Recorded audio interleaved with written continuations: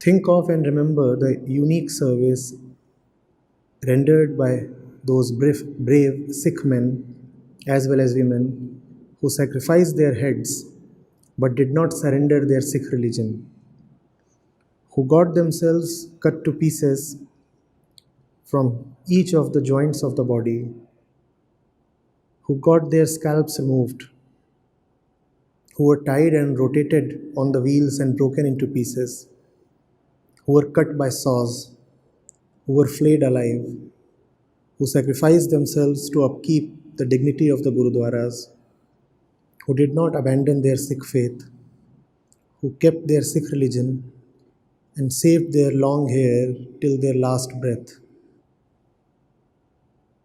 Uttar Vaheguru, wondrous God.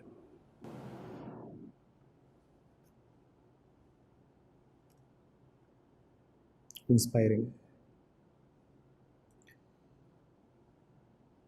Acharya ji, religious conversions and violence are ongoing nowadays, and people who believe that their path is the only truth are dominating other religions. There are socio-political reasons behind these conversions. People who are fighting for their religion are looked down upon by the society. Many people take pride in calling themselves spiritual rather than religious. As we progress in spirituality and our identity with religion drops off, we don't have the urge to fight. But if this dominance continues, the sacred texts and wisdom of the saints would be lost. Acharya ji, my question is, what is the importance of religion in one's life, and what is our responsibility in this situation? The Sikh gurus gave swords to the Khalsa to protect their religion. Gandhiji used non-violence to get freedom. Jainism too gives a lot of emphasis to non-violence. I don't understand the concept of non-violence when our freedom is at stake. Kindly show me clarity on this subject. With love and gratitude, Parmeshwari from Qatar.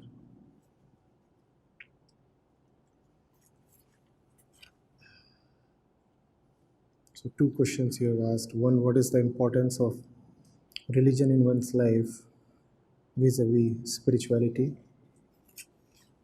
And the second question is about non-violence.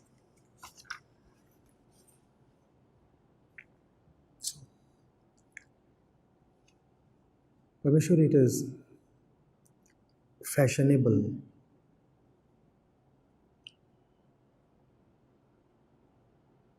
and equally naive to talk of spirituality sans religion.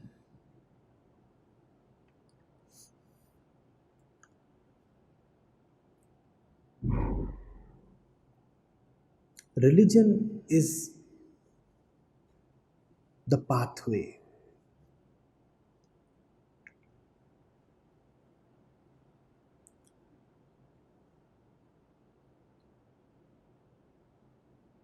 That leads to spirituality.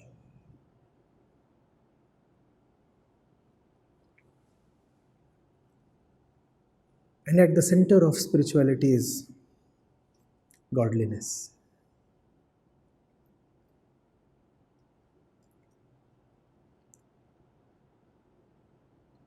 Ultimately, the ego needs godliness. Neither religion nor spirituality. So why even talk of spirituality? Simply say, I am godly. Why say I am not religious, but I am spiritual? The fact is, it is impossible for 99.999% people to be spiritual without religion.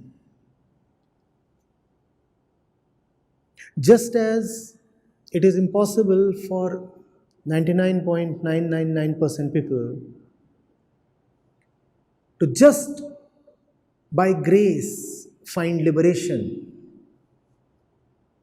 without delving into spirituality. You cannot be accidentally spiritual. Religion is needed. If religion has been distorted or corrupted or polluted, then redeem it, refine it, liberate it of the pollution. But you cannot just drop religion as something outdated or unnecessary.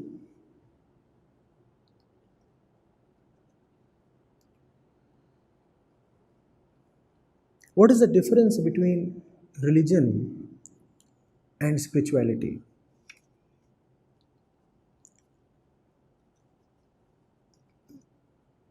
Religion is for the one who is far away from the temple.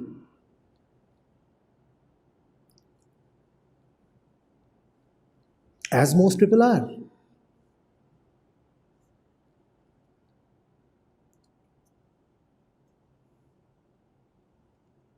So they need loud and harsh, worldly reminders in their language to come to the temple.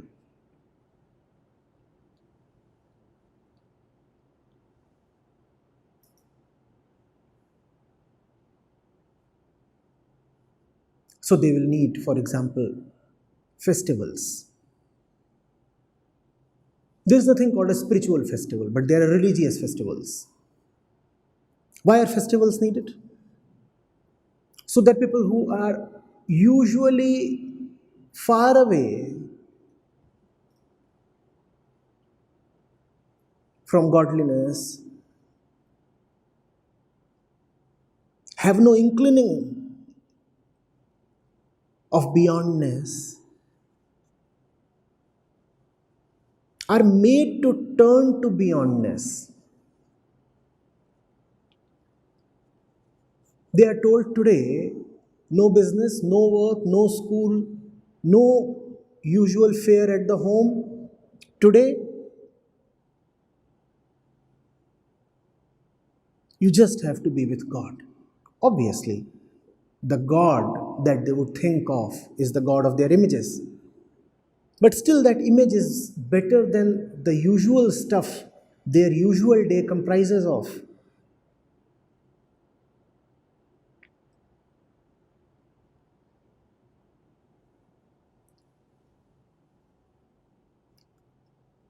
Religion is like the call of the muezzin. It is meant to wake you up, and it travels far and wide. Religion is like the temple bell, the big one. Its toll travels up to miles.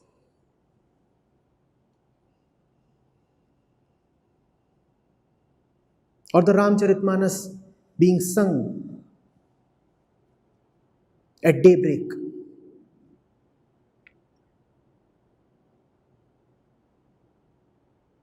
Who comes to hear the chaupais?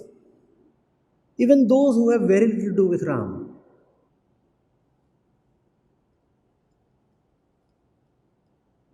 Even they come to hear of these things and they say, fine, the day has started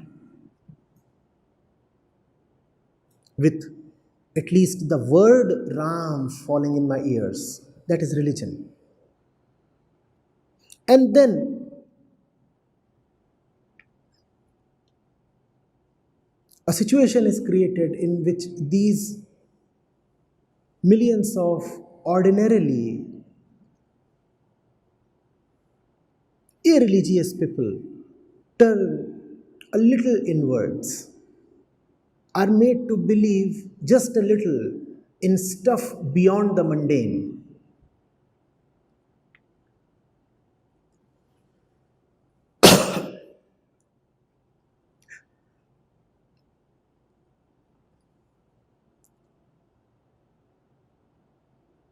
Religion is that which makes you put a Krishna idol at home. Religion is that which makes you have a copy of the Gita at home. Ordinarily, why would you be interested in the Gita? It is only because of a religious compulsion that you keep a copy of Gita at home, don't you?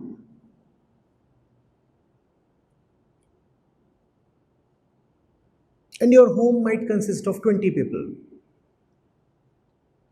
Then, of these 20 people, across several generations, in 100 years, in 200 years, it happens that one boy or one girl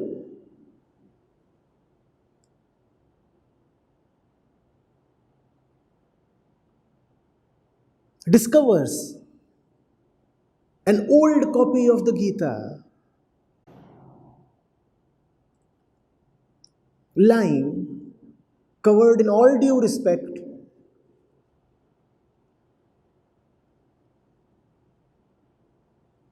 in the little family temple. And the little one says, "What is it? I want to understand." And this happens not every day, this happens once in 100 years.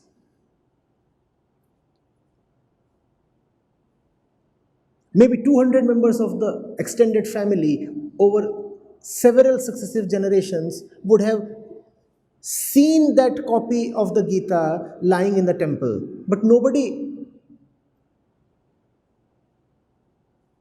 cared to approach it with love, with interest, with curiosity.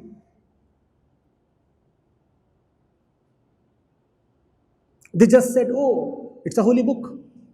It's a religious requirement.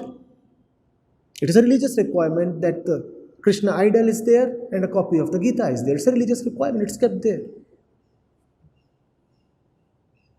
That little boy or that little girl went to the Gita, actually picked it up,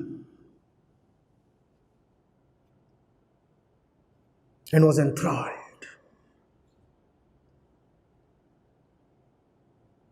Krishna cast his spell.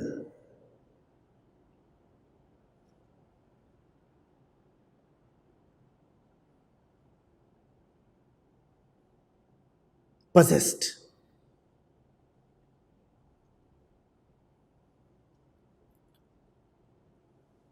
Greed and fear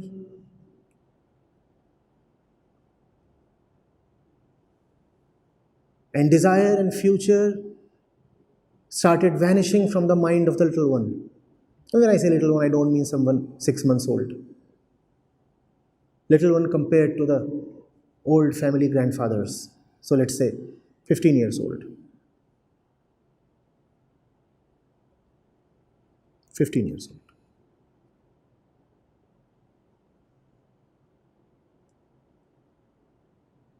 And Krishna takes over.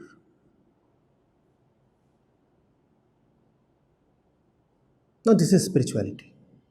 Krishna has taken over. Now Krishna is not merely in the house. When it comes to that boy, Krishna is now in the heart. This is spirituality. But for Krishna to be in the heart, it is required that Krishna should first of all have been in the house. That is religion. Without religion, how will you get spirituality? Tell me.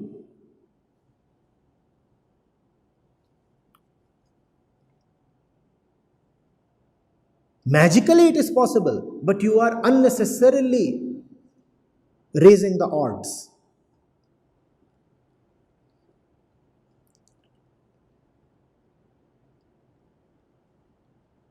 Without the myth of Krishna, why would somebody be interested in the Gita? Please. Without the beautiful panorama that has been woven and visualized around Krishna, why would somebody go to the Gita? Do people have so much discretion on their own that they would go to somebody who is not eugolized, not famed, not fabled, not deityed? Do we have that kind of discretion?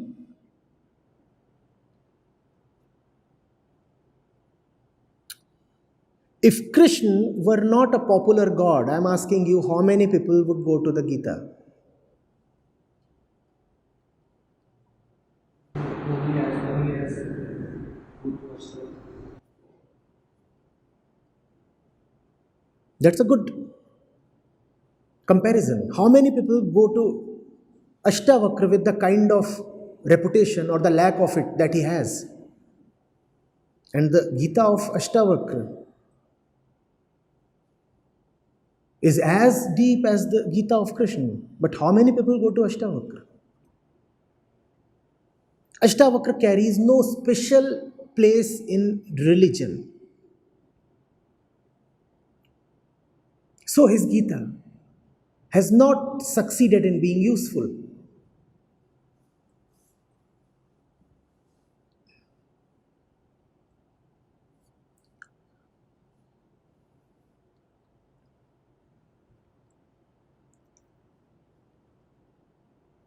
And the Gita is not an easy read. It is counterintuitive.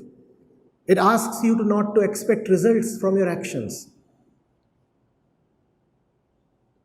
It tells you that even if you kill someone, there is something that does not die. The mind does not want to accept these things. The mind is not conditioned in the physical sense to accept these things. If Krishna were not a god, would you continue reading Gita even after Krishna said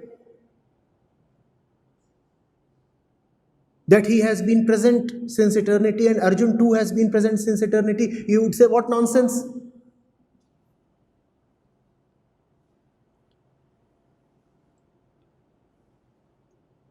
Maybe this book was written under the influence of alcohol. What is this fellow saying? And is he not promoting violence? You would come up with 1,000 intellectual arguments against Krishna. And intellectually, most of those arguments would actually be valid. It is only the halo around Krishna that enables you to gain value from the Gita. And that halo is not spiritual, it is religious.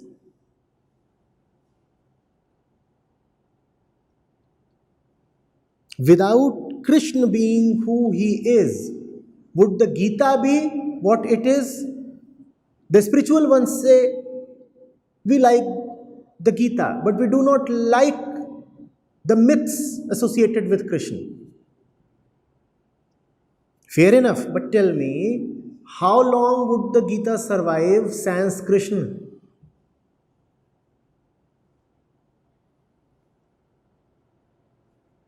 In fact, the purely spiritual ones go one step further. They say it's not even the totality of Gita that we admire. There are a few parts, portions, verses of Gita that we pick up and like so much. The rest, we can keep aside. If you have so much of discretion that you can pick stuff from spiritual texts, then why do you need spiritual texts at all? Your own discretion is good enough, capable enough to carry you through life.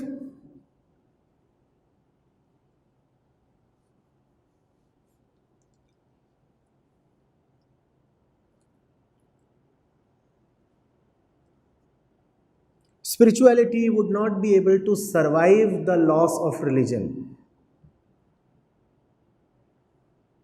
Man needs religion. I do not know whether man is physical, I do not know whether man is social, but man has to be religious. And that does not mean that one has to be dogmatic.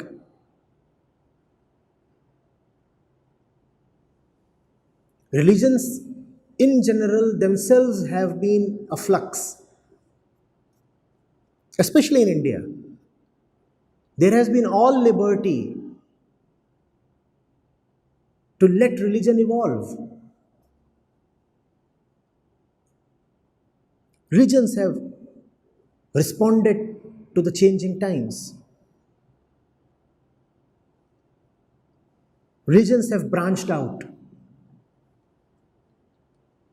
and they have branched out so much, for example, that today you do not know what to really call as the Hindu religion. It's a vast banyan tree, and you do not even know where the so called original roots are. And all that is wonderful and beautiful and all right. Let religion grow, spread, branch out. Let the useless, outdated, or harmful parts die down.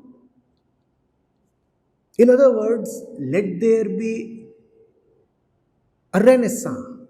Let there be a renovated religion.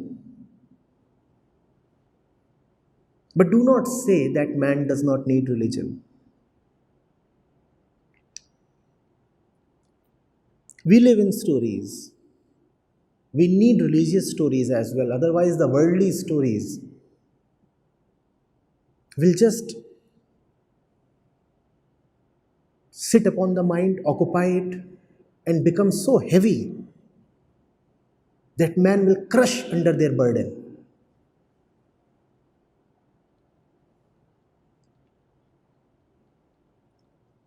Are you getting it? I'm not saying that it is impossible to be spiritual without being religious, but that is the prerogative of one in a million people. An Ashtavakra can say that he does not follow any religious rituals and is yet deeply spiritual. But look at the common man. Look at the ones who are boasting that they are spiritual but not religious. Do they have the grace of an Ashtavakra? Their ego is making them attempt to match Ashtavakra.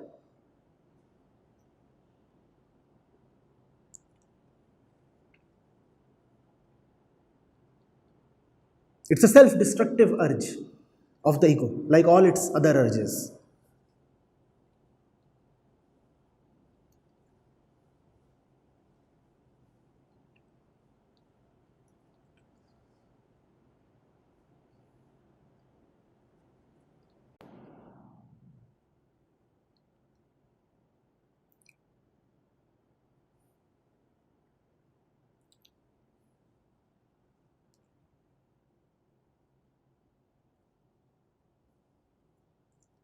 The essence of Kabir Sahib's teachings is spiritual.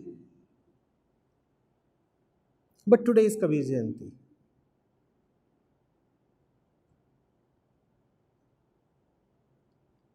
And if you really have love, then you would remember the man as well. No? That is religion.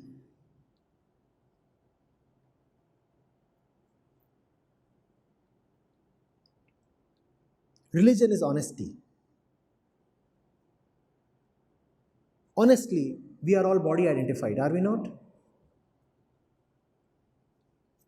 We are body identified, but we do not want to care for the body of the one who gave us so much and is giving us so much. Is that not hypocrisy?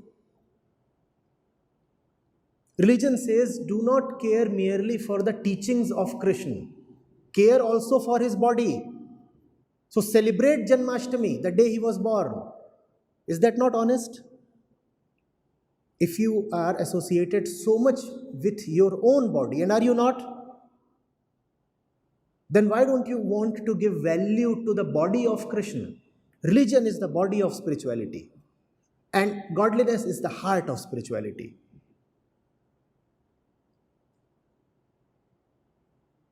Are you getting it?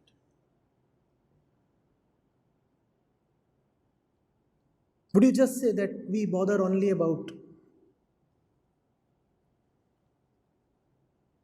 Sant Kabir's essential message? Essentially, there isn't any message. If you go into the pure essence, is there a message? There is no message. There is just the vast open sky. Does the sky have any message? No, none at all.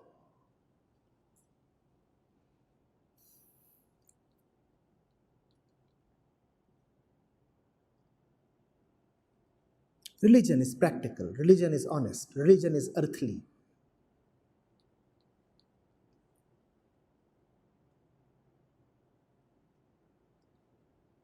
Religion is beautiful.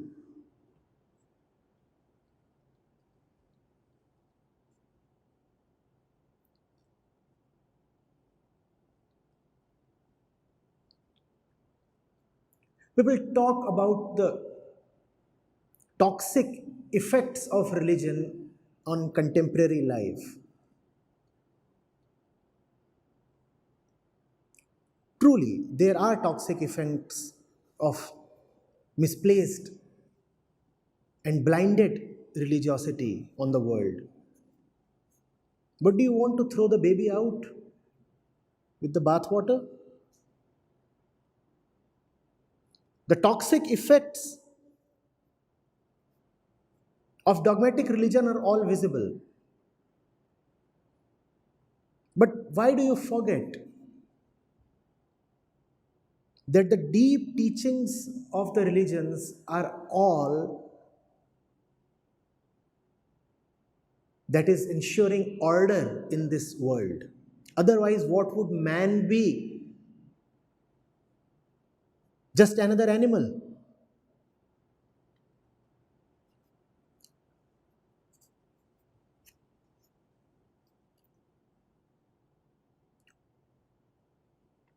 Muslims are placing bombs in churches. Christians are killing Muslims. You say, see, religion is the evil's agent. Man does not need religion. Why does somebody need to be a Muslim? Why does somebody need to be a Christian? Religion only makes people fight against each other. But I'm asking you, where does all the love and compassion in the world come from? Please tell me, were you born with love and compassion? Have you emerged from your mother's womb? You will say, no, but I was born in an agnostic family. We did not even discuss religion. Sir, religion is in the air. Your family might not have supplied religion to you, but still, this entire world is running on a religious order. You absorbed religion from everywhere. Otherwise, why should one man not cut the throat of another man? Do you think it is a scientific value to help others and help others without any corresponding benefit to yourself? Help others with zero expectation of gain to yourself. Do you think such a value is secular or scientific or modern or intellectual or logical? No, sir, it's a religious value. And we have been ungrateful that we have not acknowledged the central, very pivotal contribution of religion to the development of mankind.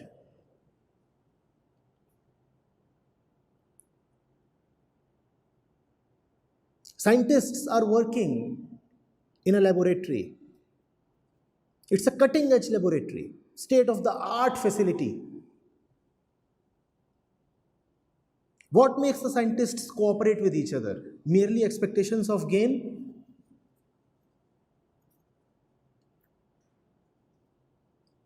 Will you be able to rule jealousy out? When I say rule jealousy out, I mean, will you be able to banish jealousy by ruling against it? Will you say jealousy is not admissible in this scientific facility? Will science be able to take care of jealousy?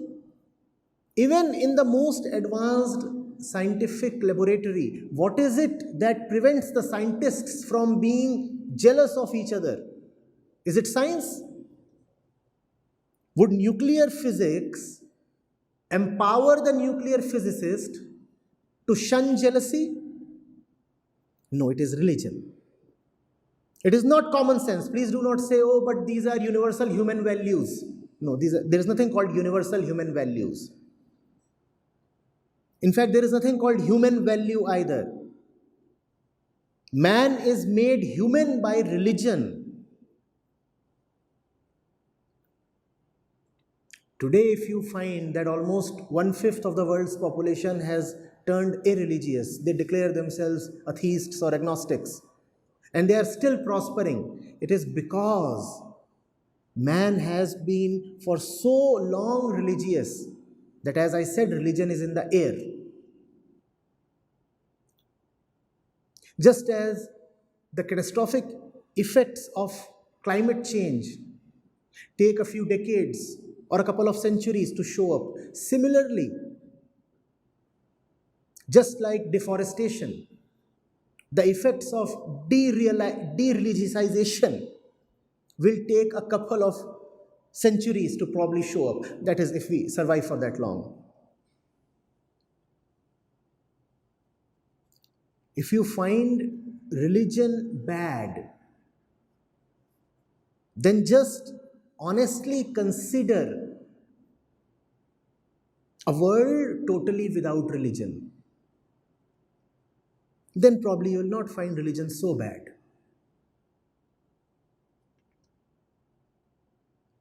I assure you, there is nothing in man's physical constitution that prevents him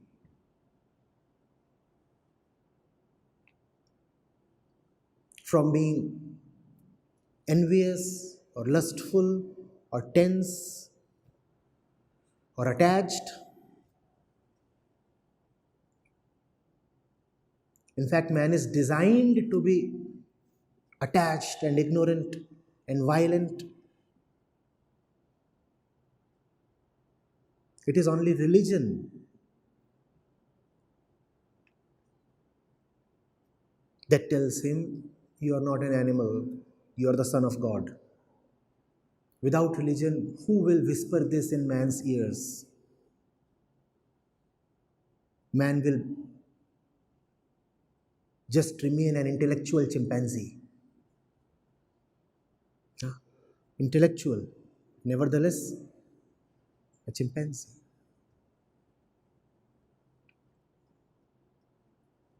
A gorilla is a gorilla, even if he is the head of department in a prestigious intellectual university. No? Intellectual gorilla. What do I mean by that? That the basic physical instincts remain gorilla-like. On top of those instincts sits the intellect. But the basic gorilla instincts are very much there. That's what is an intellectual gorilla. Intellect can at most bring you to that point. It cannot make you human. What do you want to be? An intellectual gorilla or a simple human being?